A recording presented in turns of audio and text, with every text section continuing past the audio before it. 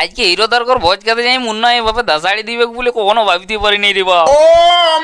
চলো তাহলে ভিডিওটা গোড়ার থেকে শুরু করা যায়। সকালে মুখটা ধুইনি মার ভাত আর বরবটি ভাজাটা দোসাড়ি দিইনি ফাঁকা থেকে বেরিয়েছিলাম না আয় ভালো। সকালে ভাদুরা দুটো এমন দিছে না তালো ভালো ফাটায় দিছে।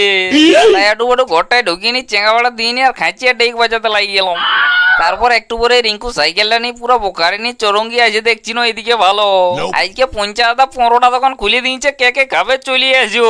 তারপর সাইকেলটা নিয়ে বাবুর আমার দিকে আস্তে আস্তে যাতে এলাম না আমি ভালো পেছন দিক থেকে একটা হাতি গাড়িয়ে খাচ্ছে দাদা বেরিয়ে নিয়ে আমাকে কোথায় যাবে ভাই একটু দাঁড়া। আজকে দাদা গেলে বেরিয়ে গেল বলি পাছে আমাকে মারতে আসি নাকি বা। তখন এরা বলছে নাই মারতে আসিনি বলছে দেখা করতে আসছি। তারপর এদের সাথে দেখা করে বাবুর আমার কাছে কাজটা সারিনি পাঠায়নি চলে গেলাম সোজা ঘরে আসিনি জুতি করে চানটা করে নিয়ে ভাতটা ধোসাড়ি মারি দিই আর পরাটটি উল্টে দিলাম। তারপর বৈকালবেলা ঘুমাই উঠে ফাঁকার দিকে বেরিয়েছিলাম না পলাশ বলছে চ হিরো দাদা ঘর ভাত খেতে যাবো চো। কারণ আজকে হিরো দাদা পাকা ঘরটা ঢালাই করছে তাই ভোজ ভাত খাওয়াছে। তারপর আমি আর পলাশ হাঁটি হাঁটি যাতে এলাম না আই ভালো মুন্না টেপ কোড়ারে বসিয়ে নিয়ে ওদের মোটর সাইকেলটা খাঁচিয়ে ঘুষিয়ে ঘুষিয়ে ধুচ্ছে। এই চাঁদি এখন কেউ খাতে আসে নাই আমরা খাঁচিয়ে চাটনা বলে আগেই চলে আসি।